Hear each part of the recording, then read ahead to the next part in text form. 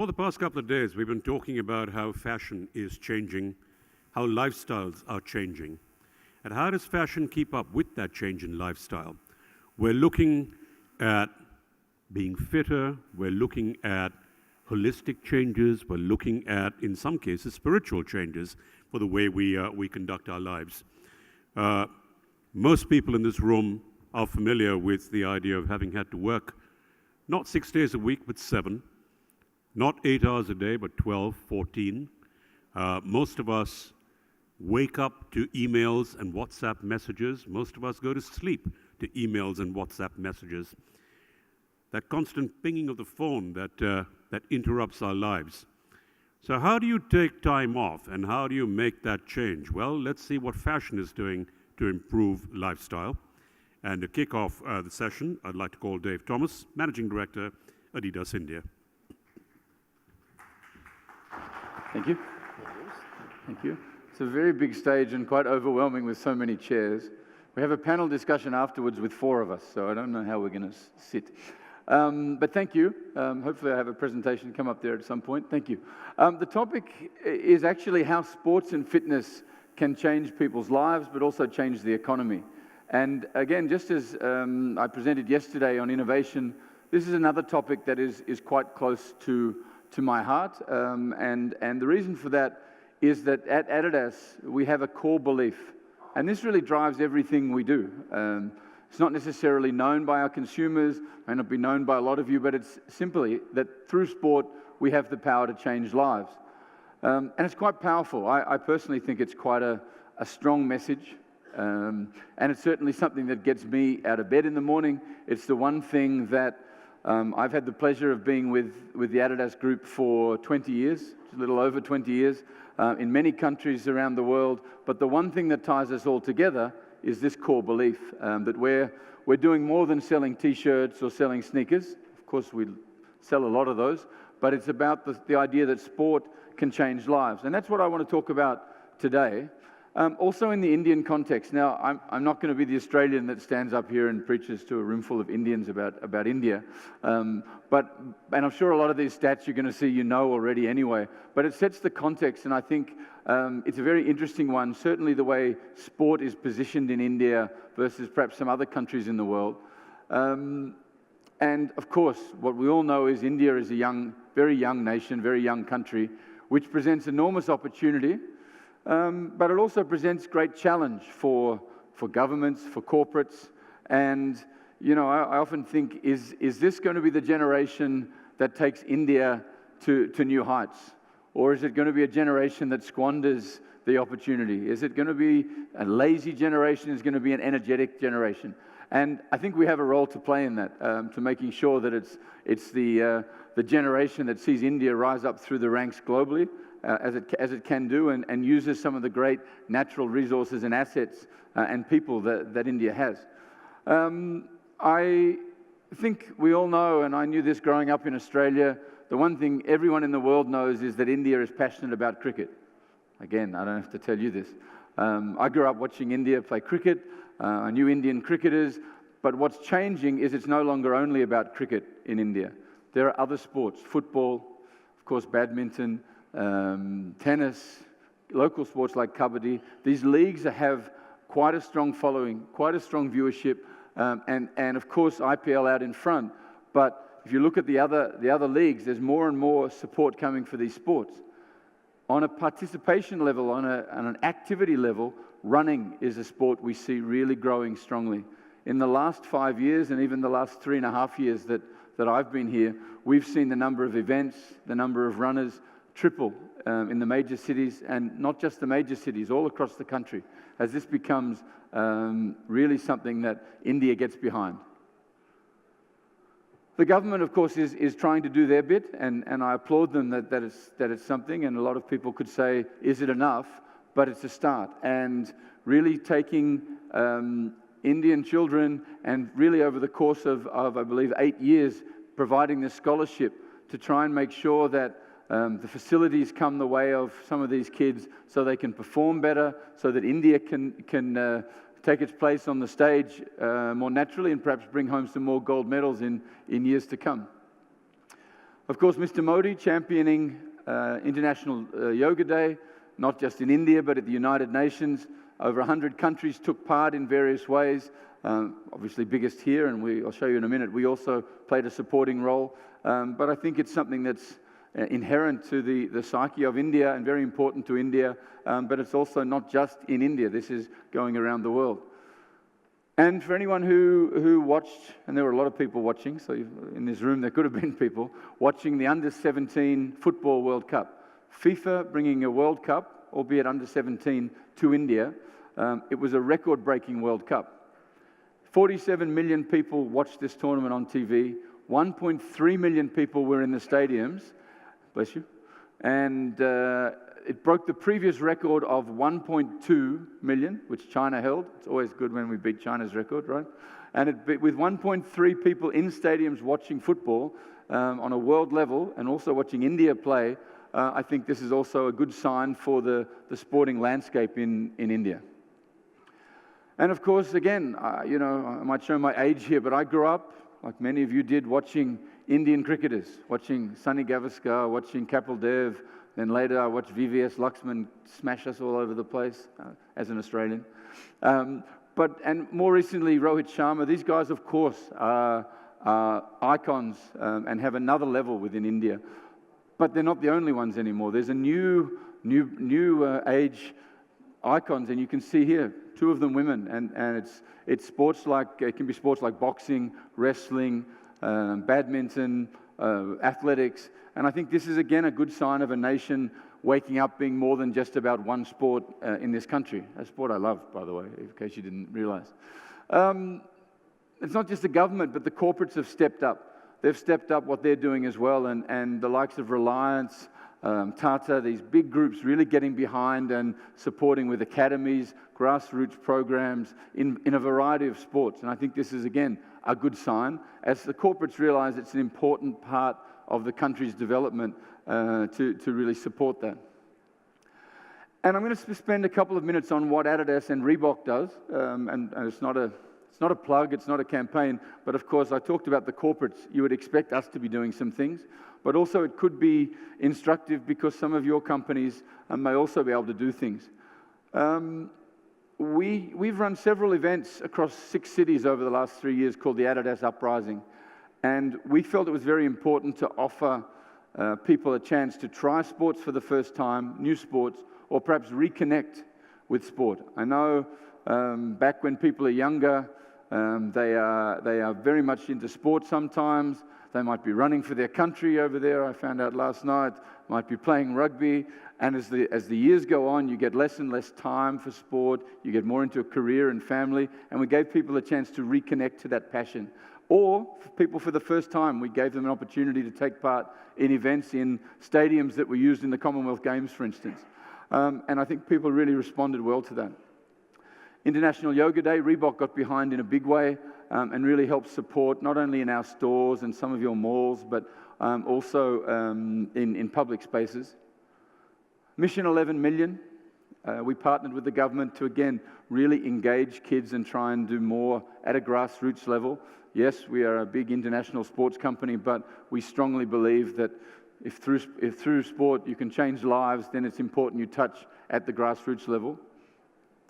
And we've even championed some social causes, and with the Reebok brand, I don't know if any of you have seen it, but there have been a series of Fit to Fight digital films that we've put out which have addressed questions, or at least tried to address the question of some of the issues facing women globally, but very much in India, whether that's equal pay, whether that's eve-teasing, and more recently self-defense and women's safety. These are issues where we're trying to change people's mind and change the conversation and bring it to the fore. We've also supported, again, not just cricketers, but other athletes, whether that's boxing, whether that's even in this case a figure skater who we want to help to follow their dream to the Olympics, to national championships, to international championships, and so on. And we also think it starts with our employees. We want to make sure that our employees live our core belief, and they're, for the most part, employees of our franchise partners or employees of a multi-brand partner or in some cases employees of some of our stores, and we have a very small number of owned stores. But we believe that our store staff needs to live our core belief. With our consumers, they need to be the face of our brand. So we're really giving them the opportunity, the infrastructure, the opportunity and time, I would say, to take part. I'm not sure who was here yesterday. I imagine a lot of you were, and I'm sorry if you're going to watch this film twice, but bear with me. We wanted to show this because, again, there are a lot of issues around sustainability in not only the sporting industry, but of course in lifestyle and in the fashion industry. But we take it very seriously, and we really have picked the opportunity for plastic. And plastic doesn't just mean making sure we take plastic out of the oceans, which this video will show, but it's also about trying to go to a place where we don't use new plastic, we don't use virgin plastic. We're not there yet, but this is what we want to do. We want to use recycled materials. We want to really challenge ourselves on the manufacturing process. So if you don't mind, I'll just quickly show this video again.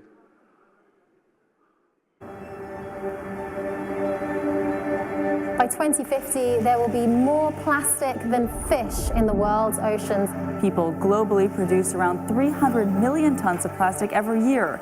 Actually, where is it all going? What are we doing with it? I consider it to be the defining crisis of this generation. Hey, Adidas. This is who we are. We've never known a clean ocean, but we know there's something we can do about it.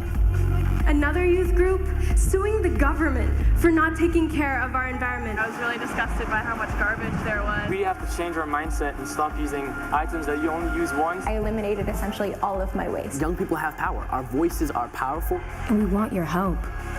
We see you turning threat to thread, trash to treasure, waste into sport.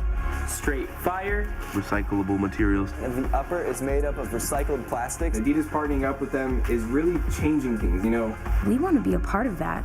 We need a change in perspective. The innovation is here. Technology is here. We have to act on it. Don't let anybody tell you that you can't. You're the best for the athlete. Nobody can stop the world record holder. Together, we can be the best for the world.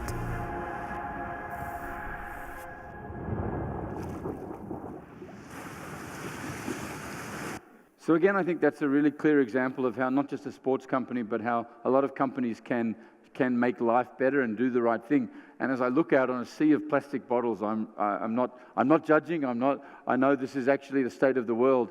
We this year in our offices across the country went to no single-use plastic, and we know it's not that easy, by the way.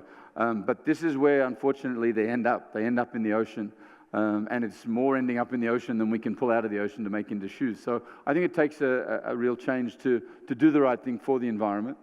But you can also do something simpler. We transformed the neighborhood next to our new office in Gurgaon when we moved in at the beginning of last year. It was a mess. It was an area which had a lot of debris, a lot of rubbish, a lot of holes, a lot of rocks, no grass, and we've turned it into a field which was not just for our own use, it's for the community's use. So kids in the area play sport on this from all around. They come a long way because it's the only place that's of this quality within a long way. So it's also possible to shape your neighborhood in a smaller way. Of course, like a lot of you, we're associated with NGOs, and we have one where we started with one home. We now have 4 homes where these kids, we do a lot with these kids, including running their annual sports day.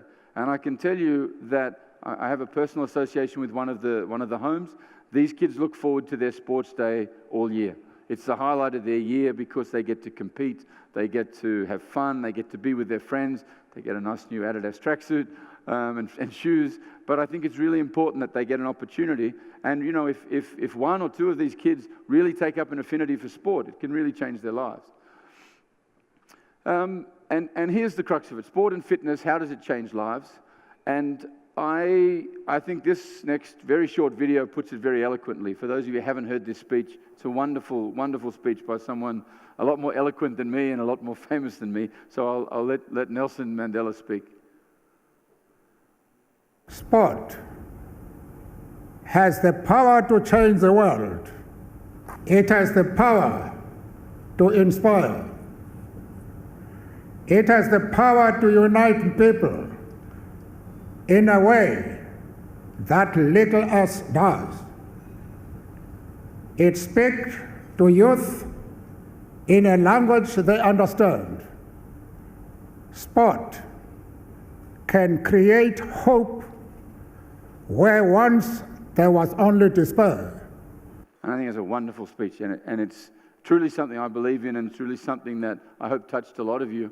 I want to tell you a short story, and as I say, it's not as powerful as that last story, but in a way it's a lot closer to home. In the south of India, in a very remote village, this young lady here has a passion for running. And we came to know about it through one of our franchise partners down in Chennai, that she was training at 3 o'clock every morning without shoes. She has a genuine passion for running, and she heard we were holding a Reebok event, the Float-a-thon event. She came up for the event. She made her own way up. She had nowhere to stay. Our franchise partner, we actually put her up in the store. We also fed her. We made sure she was ready. She borrowed a pair of shoes, and she won the 10-kilometer event in just under 48 minutes. She won a pair of shoes. We've continued a relationship with her in terms of a very small relationship in terms of providing footwear and apparel. But I think it's a really simple and really powerful image and example of how sport can touch the life of someone. And, you know, her dream is to win an Olympic gold medal for India. And I really hope she can do that, because that is truly the power of sport in someone's life. There are other benefits, and of course these sound obvious, and I think as a panel we're going to get into some of these, but sport promotes health. Everybody knows. Okay, for those of you who've taken part, you know when you're much healthier when you're training or running than when you're perhaps drinking or working too hard. Sometimes you can combine both, but it's not easy. We know that sport and fitness reduces the risk of disease, whereas cardiovascular disease, there's evidence perhaps that it also plays a role in reducing many other illnesses, and of course even mental health. There are a lot of studies, and I'm no expert, I'm not a doctor, but a lot of studies that would suggest that there's a very positive impact of sport and fitness on the mind and body. It also promotes learning. Again, studies suggest that creativity, memory, even IQ can be enhanced by taking part in sport. Kids learn better at school. Again, so some studies say it keeps kids away from devices. And I'm not also up here saying devices are bad, we don't want kids on devices, but I think it gives them an alternative to play sport, to interact, to be with each other, and to get out there. It promotes self-development, self-esteem, life skills, leadership skills, teamwork, collaboration, and helps provide a work-life balance. It's a vehicle for inclusion. It brings people together, and personally I think in this current day and age, this time of where we are in the world of division, it brings people of different backgrounds, different ethnicities, different religions together in a way where everything is equal on the field and you're measured by your ability or how well you play. It shapes national character and pride. Nelson Mandela, South Africa won the Rugby World Cup after years of apartheid, being out of the international scene. It galvanized a nation. When India won the Cricket World Cup, and I hear this so many times, in 1983, it gave a lot of confidence to a generation of people who felt somehow that things had changed. I know, being from Australia, we always pride ourselves on our cultural, on our sporting identity. Has been a little bit ruffled of late, especially when India keeps beating us in cricket. But we pride ourselves on being a small country, relatively speaking, in population, but it's an important part of our character. And I think it also provides a positive alternative to antisocial behavior, keeping kids off the streets in a positive way, doing things that are ultimately beneficial. And of course, it drives the economy, and I'm just going to touch on a couple of things, and then I'm sure we get into it as a panel. But there's an economic cost of people not being healthy, of obesity, of other diseases, and if exercise and fitness and sport can play a role in stopping that, then we think that's a good thing, not only for the pressure it puts on individuals, but also on governments. Reduced healthcare spending, I mentioned. Greater workforce productivity, less days off work, a more productive workforce, a more productive team. And it creates employment opportunities. And this is where in a lot of countries I've been in and I'm from, sport is an industry. And I'm not sure yet in India it's an industry. I'm not sure yet it's even thought of in the retail sector as a category. I know people say to me often, oh, Adidas is a footwear brand, or it's an apparel brand. When you go to malls, in most malls, there's no sporting area. In most countries in the world, sport is clearly recognized. And it's the same as an industry, but we think sport creates employment opportunities. Some in coaching and fitness, media and journalism, administration and infrastructure, sporting tourism, building, construction, you name it. And I think this is one way it can really drive the economy. And the question then becomes, well, how do we drive a fitter India? How do we drive a fitter in terms of people, but also in terms of the economy? Funding is one way, and CSR is just one idea of funding, but interesting to note that of all the CSR spending from the major corporates, was less than 2% was on sport. And there are personal things we can do. We can make a personal commitment to do sport every day. Okay, I'm not good at it, but I tend to do sport a few times a week. But include fitness in your daily schedule. Encourage it. I would also say change your mindset. Now, I do not want to come across as preachy, but one thing I've noticed and I've heard from a lot of people, a lot of mothers and fathers, and you may even be some of those mothers and fathers, that if my kid is off playing sport, then that's time they're not studying, and the kid next door is going to get a better mark and go to a better university, and that's why I don't want my kid to play sport. My kid needs to go to the best university, get the best grades at school, and it's a very understandable instinct. But I'm from a place where it looks at it differently, and it was never a trade-off. It's never academics or sport, it was always both. And I also tell you, as a multinational company, and not just my belief, but I know it's my CEO's belief, it's our company's belief, that you can go to the best university in the world, you can have the best marks in the world. It doesn't mean we're going to hire you if you don't know how to collaborate and play in a team, if you don't know how to win, if you don't have that extra edge that sport can bring. And that's not just because we're a sports company. I've worked for another multinational and it did the same thing. It actually didn't really care about what your degree was. It actually cared, of course, you had academic capability, but what sort of person you were. And I think that's a mindset shift that can help, and encouraging children to adopt sports earlier. Installing a fitness center or the opportunities to somehow take part in sport, driving fitness activities with employees, creating campaigns to raise awareness, sponsor and promote sporting leagues. There are a lot of things that we can do. And that leads me to, I guess, invite on to stage the panel, because that's the real question, is how do we accelerate it? How do we, and are we in India accelerating? I personally believe we are, but I think that's the discussion we're going to have in detail. So I'm not sure if I invite my fellow panelists on, but please come up and join me, and we can talk about this in more detail as well as answer a few questions. Thank you.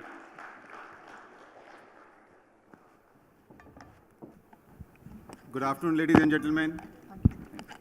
My name is Rajesh Jain, and I work for a brand called Lacoste. So till some time back in India, it was okay to be okay. So if somebody would ask you, how are you? One would say, okay, good. But it's not okay to be just okay anymore. You need to be fit. And fitness alone also doesn't matter. Fitness, of course, comes along with sports. And now a new dimension called fashion has got added to it.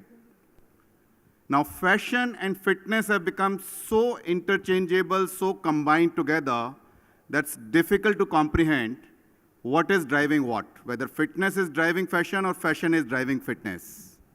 Dave has given a beautiful presentation. We'll take that discussion forward.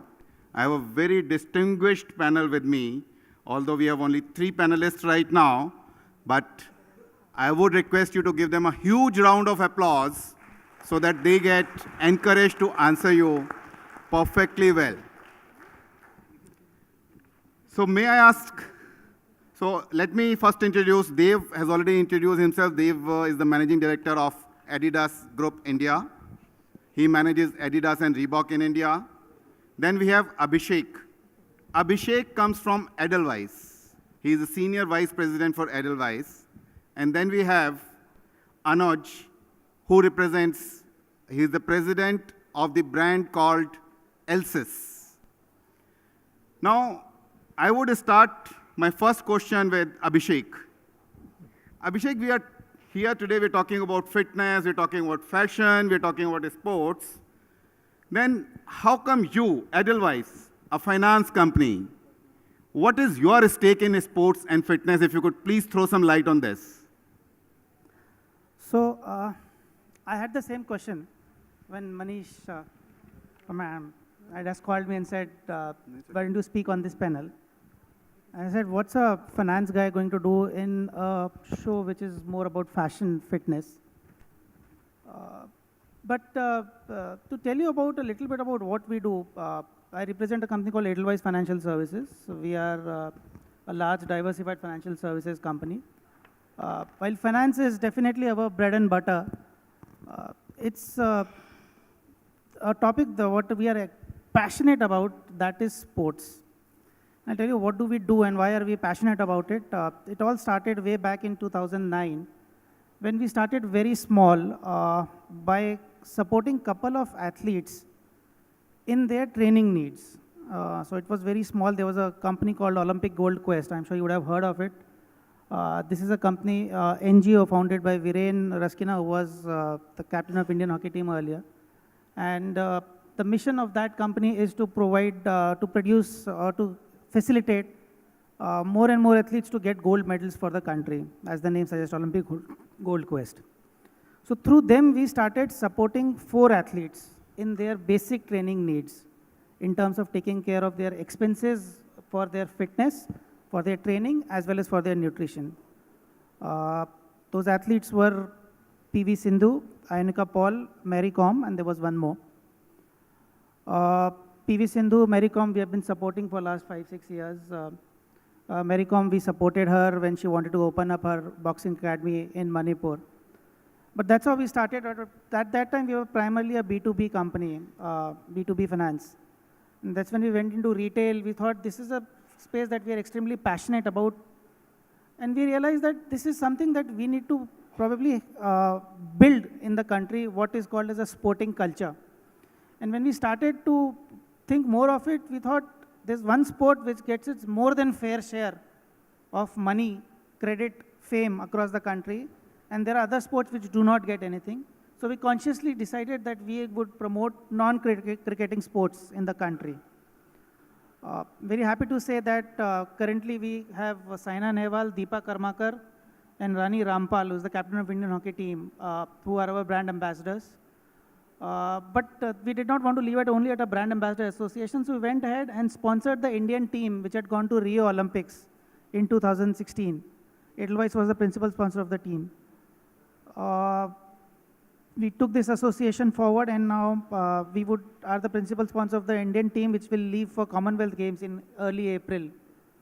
We would be the sponsor of the team, which is going for Asian Games in August, and then Tokyo Olympics in 2020. But the common point amongst all of this is when we start speaking to so many sports persons, one thing that comes out, there are 2 things that comes out that these people need. One is the support. And support is probably, they say that we have come up to this levels, but what we do not get is the support from the team. That is one. And second is the protection. Protection, which is more financial in nature, because they have a very short playing life. How do we ensure that their future gets protected? So while we are working with a lot of financial initiatives with them, on the consumer side, we are working with a lot of initiatives to get support for the team. And one another thing that comes out very clearly is to get support at the right time. And I'd like to quote an example over here. Just take a little more time. Sure. To tell story about Rani Rampal. Rani Rampal is the captain of Indian hockey team. Her father is a cart puller who earns 200 rupees a day. Till date, he's a cart puller. And when she was training, one day she got late by 5 minutes for a training session which started at 5 o'clock, which was 28 kilometers from her house. She got 5 minutes late. The coach fined her 200 rupees, that please come tomorrow with 200 rupees fine. She went back to her house and asked her father. Her father gave her 100 rupees that he had earned that day. He please go and give this as a fine. The next day she took that 100 rupees and gave to the coach. The coach got really angry. He said, is this a joke? I'd asked for 200 rupees. You have come back with 100 rupees. And then she had to tell her story. And that's when the coach realized that what is she going through.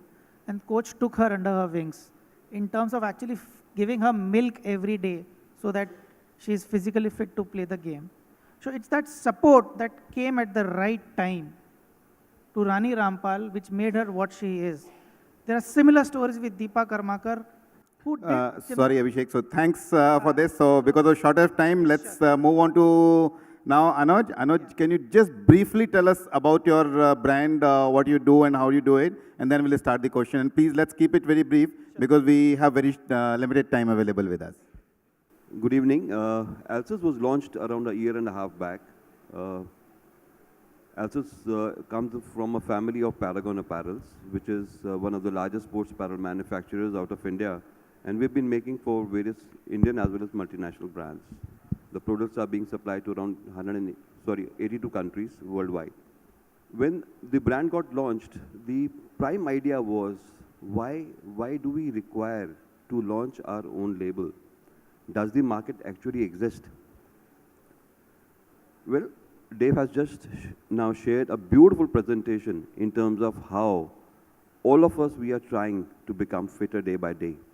And there are hundreds and thousands of, and maybe crores of all of us Indians who today cannot, afford to buy a very, very costly, a good t-shirt, which will actually help and working out a good performance coming out of a product. So with the aim to be able to give the product with 9 different technological advancements and researches that we have been able to do over the last 18 odd years, we thought of coming out with a brand and keep it affordable for the masses of India. Today, I'm happy to share that we are present across 4 EBOs across India. We are present in 164 multi-brand retail outlets, around 700 retail points. This year, we'll be touching a turnover of 30 crores by end of March. So, wonderful, Anuj. I'm sorry I have to interrupt you because we have to start asking some questions also so that audience also gets the benefit of this panel. Dave, I would like to start with you. My first question to you is that you've explained very beautifully some part of India evolving and getting into more fitness, more sports culture.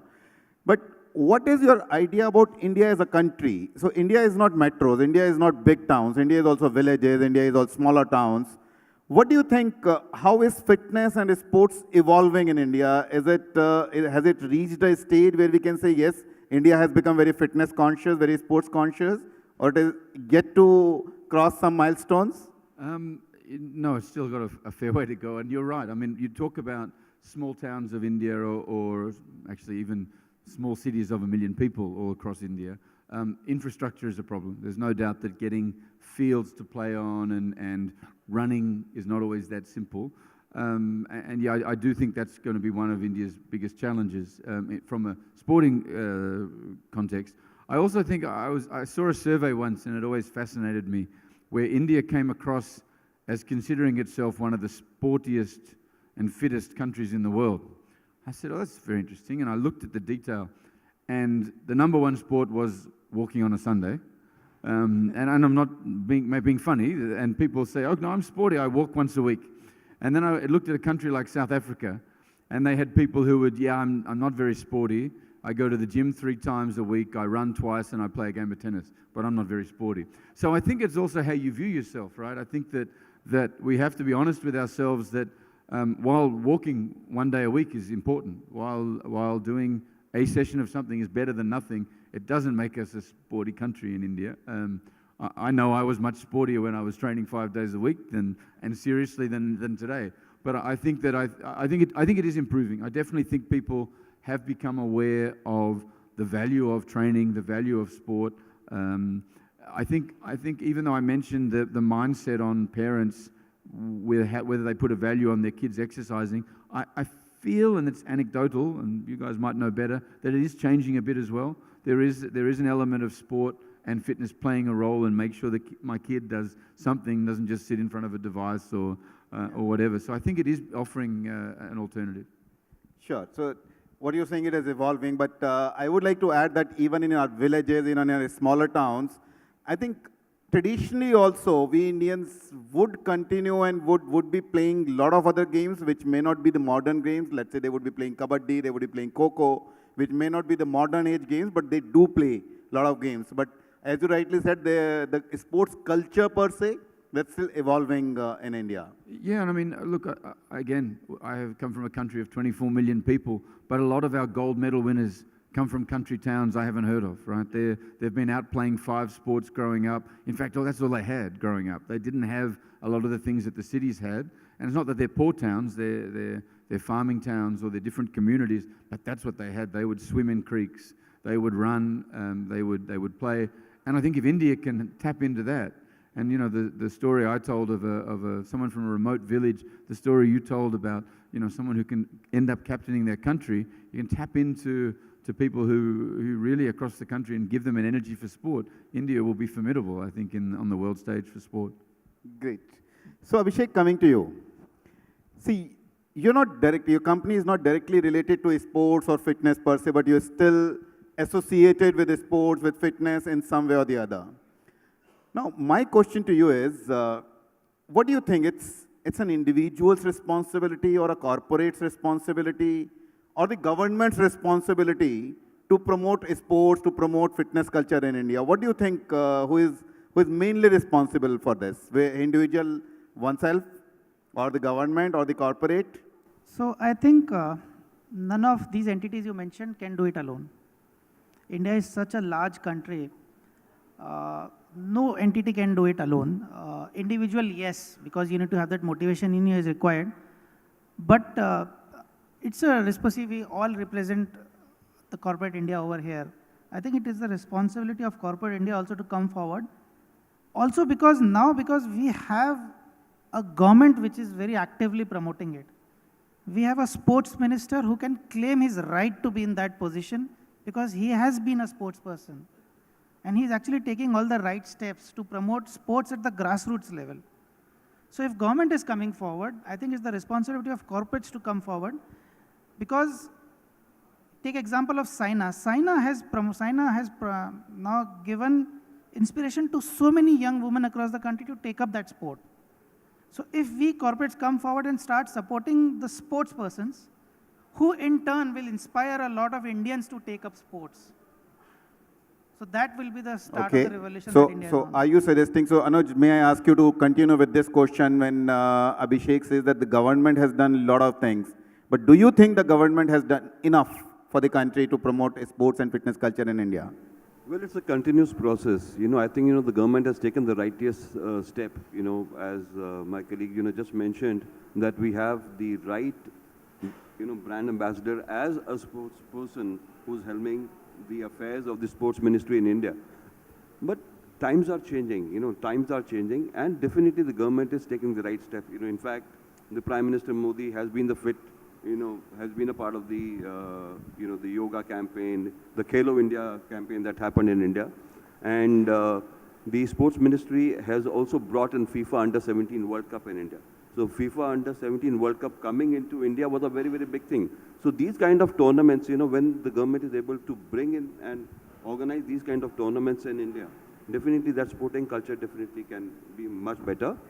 Simultaneously, we as corporates, we do need to support big time these sports personalities, and the biggest example that we can set forward is keeping ourselves fit, number one. Number two, very important for us to be able to encourage our kids, who are today, more inclined to play through PlayStations and, the chats and WhatsApps and Facebooks and everything. I think it's a very, very important for us to be able to actually help them understand that being fitter, they'll be able to grow into a much robust and good human being.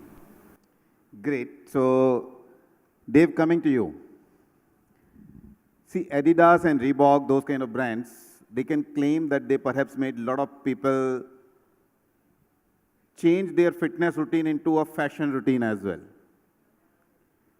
Now, as I was just mentioning, I would like to ask you, do you think that it's the fitness or the sports which is driving the fashion industry to come into sports more? Or is the other way around, like fashion industry perhaps is also asking people to come and be more fitness conscious, more sporty? What do you think is the right thing? I mean, I think it's a bit of both. I think that I even think about a brand like ours where in 1970s we had a basketball shoe that today is, in the Superstar, is a fashionable shoe, right? So it was technology for its day with a hard shell toe, and now that's a look that people are aspiring to. A tennis shoe like the Stan Smith has become one of the most iconic shoes. So I think people like to wear sport as fashion. I mean, it's comfortable. It reminds you, as an old guy, sporting goods reminds me of a time when I was fit. You know, there's that element to it, that it's not just about, hey, I wish I could wear some of the tighter fitting stuff that I used to wear because I was in shape. Some of my team wear today. But it's you know, I think it's the lines really blur, and I see why fashion industries want to go for that sporty look and want to tap into that market. And I can see why sporting companies want to be more than just, you know, about people on the field. And we talk a lot about being there for people on the field and in their life, so away from the field, off the pitch. And I think it's great when you can find that balance. Okay. So, because of the paucity of time, I would like to ask one last question, and perhaps then we can take up 2-3 questions from the audience also. My question, maybe to you, Anuj. We all are talking about some exceptions, like Deepa Karmakar or Rani. Those guys grew from a place where they did not have any facility, but they still made it big. But today, large part of Indian population is middle class, lower middle class. Now, they have to maintain a balance between their basic needs or to invest that money behind the fitness of their children. How do you think in a country like India that is possible, and how we can foresee that in near future, India will become more conscious toward fitness instead of fulfilling those basic needs? Oh, very interesting question. In fact, that will actually devise out the complete strategy of the athleisure as a business model. So what we are actually doing is we have actually priced our products as affordable. Why affordable? Because we believe that the fashion is changing, the sporting culture is changing, the product colors are changing. Initially, you would find only the blues, whites, navies, blacks, grays. These are the only 4 or 5 colors that were generally available over there in the sports zone areas or the sports stores. But now, you can see hundreds of colors available. That is one. 2, the quality, the technology has actually helped change the basic polyester to be able to use and adapt it to a everyday wear. So now there are 10 different technological advancements that we follow in each and every apparel of ours. You know, one of the garments that I have brought it over here. Sorry, Anuj, my question was that how can middle class in India afford to even think about fitness? We have very short time available. Dave, would you like to throw a little light on this, if you have any ideas on this? Yeah, very little time, only 1 minute. Is your question about little time available or the money available? The money available. Because look, I think it's a challenge to any nation, and especially to India. I get it. But again, I think that there are some sports that are at big cost. Some sports are high cost, right? I mean, cricket is a high cost sport. To play cricket, you need equipment. Football, between 22 kids, is one ball, and often it's not a ball. It's fashioned together by bits of plastic and whatever they can come by, and that's true in the favelas of Brazil as it is in India, you know. So it is a challenge, no doubt, and I think India has a lot of things to wrestle with. And when you said, should the government be doing more, as a foreigner, I wouldn't dare answer that, except to say there's so much the government has to do in India. It's not easier, and I think that they're starting to show the right intent.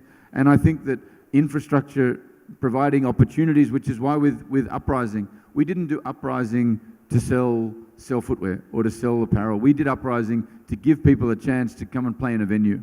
It didn't matter who you were, and we want people to come and take part and find that love of sport. If we can find a way to provide better infrastructure, I think that's going to go a long way, because I think it is a challenge to parents. Wonderful. So, Dave, so what you're saying, it is indeed challenging. However, there are many sports where you don't necessarily need a lot of money. You can play, and I think a lot of our villages, as I was mentioning in the beginning, that kabaddi, kho-kho, those kind of play, those kind of sports, they don't need any investment. Okay, so with that, we will have to end this session. Do we have time to take 1 or 2 questions? No? Sorry, so we don't have any other time left for any questions. Maybe if you have any questions, you can take offline with the panel. Thanks for being wonderful audience. Thank you, panelists. Thank you.